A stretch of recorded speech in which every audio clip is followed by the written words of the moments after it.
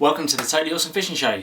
You are joining me on my sofa this time. We usually do little chats in the pool room, our kind of man cave downstairs, but this time I thought we'd come up to my bedroom and I'm going to talk to you today about my drop shotting setup and all the gear that I have. To be honest, you don't have to have lots of gear when you go drop shotting. In fact, it can be very, very minimal, but just over time I've collected gear, as we do as fishermen, probably way too much gear.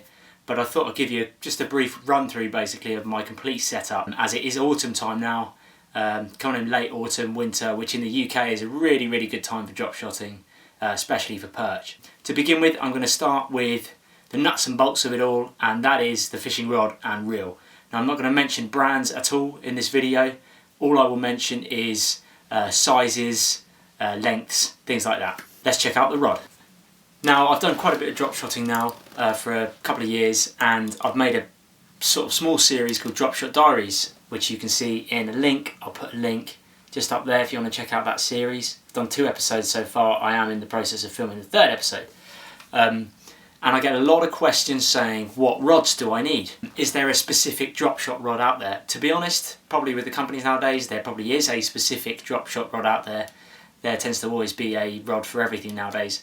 However, I'm a full believer in the fact that you can just use current gear, either current gear that you've got or just cheaper alternative gear that will just do exactly the same job. I do a lot of sea fishing as well from the rocks with lures, and I believe there's definitely a mix between the drop shotting and what's called LRF, which is light rock fishing. Both are usually light tackle work. You want sensitive rod tips, just so you can get a good fight out small perch, and they don't necessarily have to be really long. I used to use a rod, LRF rod, that had a casting weight of 1 to 8 grams. I still do use that. It's about 7 foot long. I enjoyed the kind of 7 foot's quite short. It was just nice to get in the nooks and crannies of built up areas with bushes and overhanging trees and things like that. And the sensitivity of the rod tip was brilliant for trying to detect that bite, because when you're drop shotting, you've only got to do tiny jiggles of the rod tip really. And when using braid, it was really good for the bite detecting. So I do like a rod with a soft tip. However, I don't like one with the rod tip that's too soft, because otherwise you're trying to tweak the lure and actually it's just getting cushioned in the tip and you're not actually tweaking the lure. So I use a rod. I've used a rod of 1 to 8 grams, casting weight about 7 foot, sorry. I now use one that's a foot longer. It's 8 foot long, and it's got a casting weight of 4 to 21 grams. So it's not necessarily an LRF rod, it's what's called an HRF rod, which is hard rock fishing. That's a whole other story. But for me, this rod has been great. It's 8 foot, it's good for getting into the overhanging trees and snags. What I love about it is that I can wind my lure right near the top, actually extend my rod out with my arm. That's an extension of 8 foot plus at least 2.5, nearly 3 foot of my arm. And I can get right out there and just open the bail arm and drop my lure in the water. So that's why I went for the extra foot on my rod. The tip on it, I'm not going to give you brands. Again, I said I'm not doing brands in this video. It's a little bit more stiffer than my previous rod, but as you can see, it's still got nice flexibility at the tip just to help me with those bites. And actually, when you're catching small perch, which I do a lot of the time, I'm just catching small perch, it puts a good bend in the rod and it makes it all fun. So that's my rod setup. Now let's have a look at the reels. Okay, so fishing reels. Again, I get a lot of questions asked about what size fishing reels can I use for drop shot fishing. To be honest, you could probably use most of your standard pike fishing reels. I wouldn't go anything above a 4,000 size reel. I think that's probably the limit. But ideally for me, I would use anything from 3,500 to 2,500 usually. If I'm doing ultralight drop shotting, I use my LRF, again, light rock fishing reel, which is just a really tiny, and this is a size 1000, which is really, really tiny. You don't need a huge line capacity on your reel. The perch are not going to strip you. Maybe if you're fishing internationally for fish that are going to, put up a better fight, or maybe perhaps some sea fishing, you might want a bit more line capacity. I've personally never had a perch strip the entire content line off my reel. So I've used this quite a lot. I like it because it's very light, and I use it when to be honest, when the fishing I know is going to be tough and I'm really looking for the bite detection. I'll put much lighter line on. This is 6 pound braid on here, and 4 pound fluorocarbon. It's probably too light for perch fishing, but it's okay for catching really small perch. Great from the rocks. Most of my drop shotting is a size 2,500 size reel. This one is just a bait runner reel. It happens to be a bait runner. I'll never use the bait runner on it for drop shotting. Braid loaded up with 12 to, well, 10, I range from 10 to 15 pound braid, depending on where I'm fishing and the depths I'm fishing, and the, you know, if there's pike in the area and things like that, I need to be wary of that. Generally where there's perch, there tends to be pike. I always think with your line, it's probably better to go too heavy than too light. There's nothing worse than snapping off and losing a fish. It's better to go too heavy and actually land the fish. But anything from 10 pound braid is probably a good start for your drop shotting. 2000 size reel, and then there's a 3000 size. This is a 3500 size reel, which is I use for rock fishing, and I use this quite a bit. And again, it's loaded with the same braid as well. I like to use green braid for my freshwater fishing and colour braid for my sea fishing. It's just a preference. Usually the colour in the braid is generally to help you spot that bite detection from the actual line coming out of the water. So if I have yellow braid, for example, I can see that line going in the water. I can jiggle it, and then if there's a bite, I can see that line straighten. Just again, but to be honest, I think it's probably a personal preference. Okay, so that's the rod and the reel sorted. Now let's take a look at the hooks. Okay, so this is the basically two sizes of hooks that I use, and there's two colours as well, obviously. So we'll start with the smaller one. This is a size 4, and as you can see, drop shot hooks you can generally tell because they've got an outturned eye. You can see the outturned eye, it's hooking that way on this one here, and the same with that one. It's not as outturned, but the outturned eye is basically so the hook will sit horizontally off your fishing line. So when your line's going straight through the hook like that, it just helps the hook sit dead horizontally. That's what that outturned eye is for. And I've obviously got a size 2 there as well. Depending on if there's, to be honest, the big perch will still take the small hook, and small perch obviously still take the big hook. Just tends to be the way with drop shotting. They don't really mind. Perch are quite greedy as well. The reason why there's a red one is that they bring out red hooks nowadays because they say that fish can't see them as well, basically. So that's hence the red one there. To be honest, this colour does wear off after a while, and it ends up going pretty much the same colour as that. So I personally don't think it matters. What the fish are really interested in is the lures. But there's the two kind of sizes of hook that I'll use. Now let's take a look at some of the lures. Okay, so this is just my general soft plastic lure boxes with the totally awesome stickers on them. I don't actually take these big boxes with me drop shotting because I think they're too bulky and they end up just putting more weight in your backpack. So what I'll do is, obviously there's a mixture of lures in here. I've got a lot of shads, big shads and things like that, but then I've also got my drop shot lures as well. So what I'll do, there's a big range of lures in here that do a load of different jobs. I will pick out basically the best lures that I use for drop shotting. When it comes to moving lures kind of from these boxes to smaller boxes that I take on the day, I just use these ones, again with the totally awesome stickers on them. They're just much smaller. I can fit the exact amount of lures in there that I want because there's no point taking hundreds of lures like this. You're never going to use them all. So I just take the ones that do the business. I can store hooks in here, I can store leads in here as well. And it's just much smaller than the actual big tackle box itself. So it's very portable, it's compact, uses less space in my backpack. Okay, so this is the range of lures that I have. When I'm drop shotting, I generally don't go over a 4-inch lure size for the kind of fishing that I do, which is generally small rivers and canals. So when fishing's really tough and I'm not getting many bites at all, then I'll just downsize my lure. I'll go for the smallest lure possible. This is about 2 inches, this lure. Again, I'm not mentioning any brands. This is called a twitch tail because it's not actually got a swim tail. You can just twitch it, and it's really good for drop shotting. Sends off a little vibration as well, and it's got lots of movement. And then I've got my kind of fish imitating lures as well. So this one's like a minnow, obviously. This one has a shad tail, so it's a paddle tail there, soft plastic. And again, that's about 2 inches. So then when time is really tough, I'll generally start with those. Again, I've got a bigger twitch tail here. It's got a split in it, just again makes it a bit more movement. They've got holographic inserts on the inside as well there, so you can get that flash and reflection. And then if I'm pulling through the water either a bit quicker, or where there's flow, where there's water with there's a bit of flow, then I obviously go onto some shads as well with the paddle tails, because the flow of the water will actually keep these tail wobbling for you. These are great, these ones. There's really good colours in them, and you can actually, again, you probably won't be able to see this, but you can bend them back and you can take the holographic insert out and you can put your own coloured holographic insert back in, so you can change the colour of them and things like that, and the pattern as well. Then I go on to slightly bigger ones, about 2.5, 3 inches would be my maximum, probably 4 inches. I probably wouldn't use a 4-inch one, but I'd say 2.5 to 3 inches is your best for drop shotting. This one again is like a fish, but it's not a paddle tail, but it does have a tail on it, almost like a mermaid tail really. And this one's really good. You can see it's got a stiff top section, and this tail is really, really loose. And I love lures that generally have a tail that has lots of movement and a stiff front section for drop shotting, because the hook's going to go through the nose there.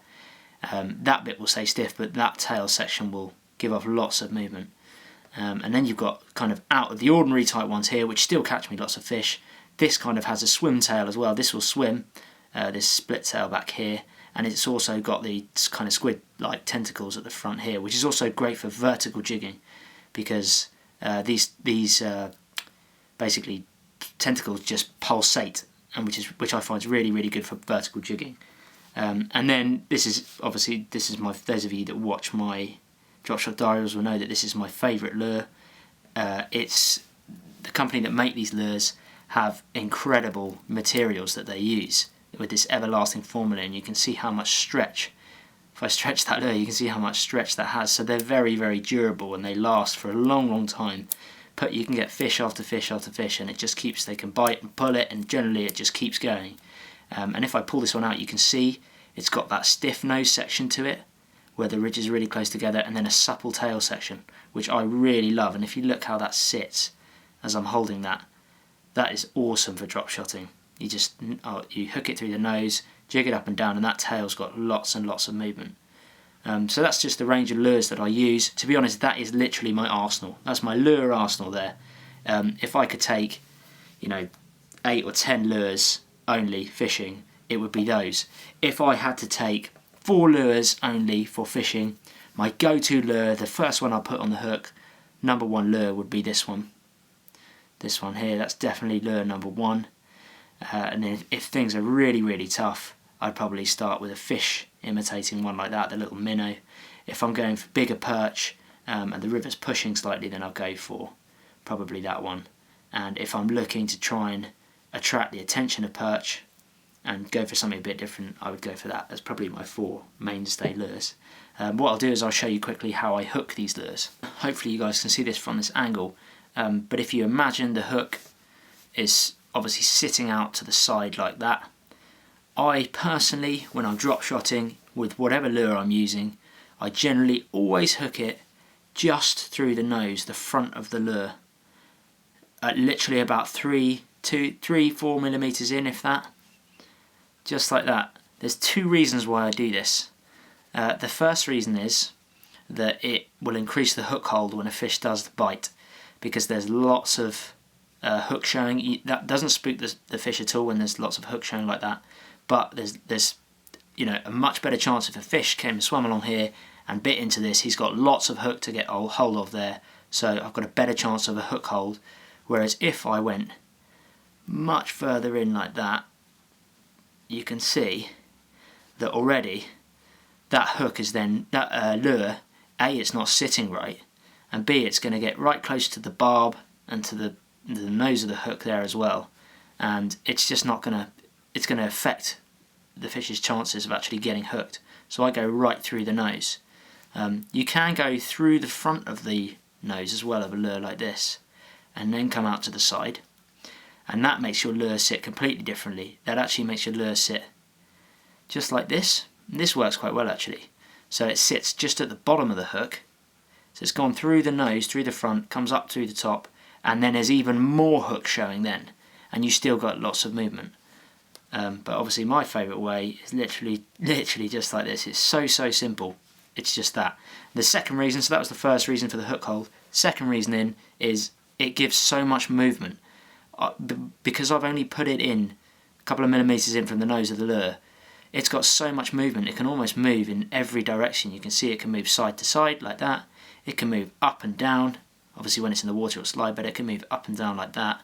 And again, you can see about this lure, it's got the stiff stiff section there, so that when I hold it up, that part just jiggles up and down like this, which is really, really good. So that's generally how I hook my lures. With the shad type lures, which have the paddle tail to them, for example this minnow, you can actually, most of the time I'll just nose hook it again, go through there so it's like that, but you can fish these on the side, and if you hook them through the side of the lure, right near the eye, most lures come with an eye like that, when you're drop shotting, that fish actually looks dying and injured then, because it's on its side.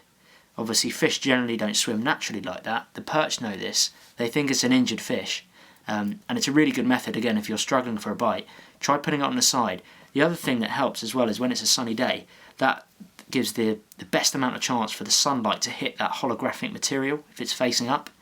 So I like to stick that on the side like that. Sometimes when it's struggling and it's tough, that tail will still paddle, but it just makes it look a bit more like an injured and dying fish. When you're hooking a lure like this, where it's got stuff all over the place, I like to keep this part nearer my rod tip. So what I'll do is I'll go straight down just through the middle, about 5mm in, if that, and it will sit just like that on the drop shot. This tail works better when it's in the water. So even if I'm horizontal jigging, the paddle tail can work and swim, and then when I'm vertical jigging this, it can pulsate, and this stuff can pulsate up and down, and that's really good as well. So that's how I hook the lures. Let's just take a quick look at the leads.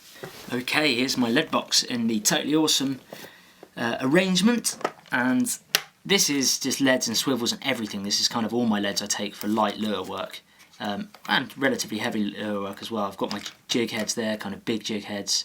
I've got floating jig heads as well, snap swivels. I've got my really ultra light small jig heads. I've got cone jig heads or bullet jig heads, small ones, and then I've got your sort of cannonball shaped lead for sea fishing, and then I've got my kind of tungsten weights for the freshwater drop shot fishing, and I'll show you these in a bit more detail. So these are the different types of drop shot weights that you can get. They vary in size, shape and weight and material, and most of them are tungsten. They've got a funny kind of squash, it's like the eye of a swivel has been squashed, the top of their eye, and there's a reason for that. I think these ones are called Badukan weights, I'm not sure. But the way that you do it, I don't know if you can see this, I've got fluorocarbon here. You push it through the kind of eye of the swivel, if you want to call it, it's been a swivel. And then all you do is it has a self-locking mechanism. So it's gone through now, and I'm just going to put my thumb there and push up. And what that does is, if you can see, that lead's now dangling there. That's locked the swivel, and the great reason why we use these for drop shotting is that you can then pop that back out like that, and you can slide your lead further up the line. You can set your lure at a different depth, so you can slide it further up to make it your lure go deeper, or you can set it further down towards the end of your leader to make the sit a bit more shallow. So really, really handy that. If you do it too many times, obviously it's going to weaken the line, so make sure if you're moving it up and down, you move it on different areas each time. But it's just a really handy little method to be able to pop it out, slide it up, pop it out, slide it up. The ball shaped lead is exactly the same method with the squashed eye to help you pinch the lure in. Now weights wise, I generally tend to favour, and I fish a lot of small rivers, when there's no flow at all, and I'm using my small 2.5 inch lures, I would go for a 3 gram weight. When there's a bit of flow, or I want to keep my lure in a certain area, so where there's swims, when you're in a river and there's areas of slack water and you want to keep it there, then I'll go with a heavier weight. That way I can twitch the line and I won't actually bump the lead, and I can keep my lure in that spot. So I maybe would go from a 5 to a 7 gram weight, just to keep my lure in that spot. Generally if I'm sea fishing, or if I'm fishing a fast flowing river, then I would go up to 10 grams, and that would be my maximum probably for drop shot fishing. If you're doing reservoirs and things like that, you need much heavier weights. You need probably 15 to 20 grams for reservoirs and deep lakes. But for me, I go up to about 7 to 10. Most of the time I'm stuck on 5. I'd say 5 to 7 is my favourite weight for drop shot fishing. Let's have a look at a couple more things that I take, and then we'll close out the video. When I tie my leader, I use fluorocarbon, people say, what strength of fluorocarbon do you use? Well, I use anything ranging from 8 pounds to 10 pounds for my normal drop shotting. I use the kind of carp fluorocarbon for carp fishing rigs, for the terminal rigs. I find that stuff really, really stiff. It's very abrasion resistant. If you're looking to learn how to tie the Dropshot rig, then I'll put a link up in a box right now on your screen. You can click that link and it'll take you to my video on how to tie the Dropshot rig. It's really, once you figure out how to do it, it's a really simple rig. If it's cold in the winter months, then you can get some gloves. These are kind of neoprene wetsuit gloves, and they just got stick back thumb and forefinger, which help really for tying knots and things like that. And the other thing you may need if you decide to make your own films is a camera. There's lots of different cameras on the market. Ideally you want one with a waterproof casing if you're going out there and it's getting wet in the rain. I take a backpack with me purely because I like to go for generally quite a long time, and I can have my water, obviously the camera equipment that I've got to take as well. So I usually take a backpack. But if you're going light lure fishing, of any sort, doesn't have to be drop shotting, just light lure fishing, get yourself a small, I'll cover up the brand, just a small kind of weight belt. Get yourself a small belt pouch. You know, they're only small, they go round your waist. It's just a waist pouch really. This clips round your waist like this, sits on the front. It's very useful. It's got a big pocket at the front where I put my rigs and things like that, and then it's got 2 big pockets there for lure boxes, forceps, everything like that. And one more thing before we go is your fishing net. Generally with perch over probably £1.50, 2 pounds, you probably want to start using a net. You can swing the smaller ones in, but you don't want to swing a big one in and have it ping off the hook. I tend to use a small folding net, and in fact this is actually a trout net. There's probably loads of nets out there on the market, but I quite like trout nets because they're portable and they're compact and they're practical. They fold up in half. So this can fold from this shape here. It's got a little belt latch there that basically sits on your belt, but it can fold in half like this, and it can even extend. So that's about 5 foot there, but if you twist the handle, it extends out to double the length. Really handy for when you're in those built up bushes areas and you need to get that big perch. And then it just a simple twist and lock. There's a small catch here, press it, folds down, goes on your belt, away you go. Well, I hope this video has been informative for you guys. Maybe you've picked up a tip or two. Sorry if it was quite long, I didn't mean for it to be, but it's more for you guys to basically, especially if you're a beginner, to try and get an idea, you know, of the sort of gear that I use. You don't have to go out there and buy all this gear and get all the lures and things like that. You don't need it. Half the time you can just use the stuff that you've got. If you're a match fisherman and you've got a quiver tip rod, or if you're a pike fisherman, you can still use your pike rod for this. Admittedly, you probably won't feel the bites as much, but you can still drop shot. In fact, I think you could drop shot with a carp rod. It's not practical, it will probably hurt your wrist after a while, it's a bit heavy, but if you want to experience drop shotting, you don't have to go out there and buy all this gear. You can use the gear that you've got. You don't have to buy fluorocarbon, you can just use straight mono. You don't have to tie complicated knots, you could just use a swivel to fluorocarbon. You don't have to use a drop shot hook, you can use a normal hook if you want, just a carp hook. It's really, it's up to you, the limits are up to you. It's just out of personal preference. This kit that I've got here has not been bought overnight, I've not purchased this overnight, it's over a few years of doing it, but I thought I'd let you know, give you an insight into the gear that I use, and hopefully maybe you've picked up a tip or two. Thanks for watching guys, be sure to check out my Dropshot Diary series and other drop shotting videos that I've done. Peace.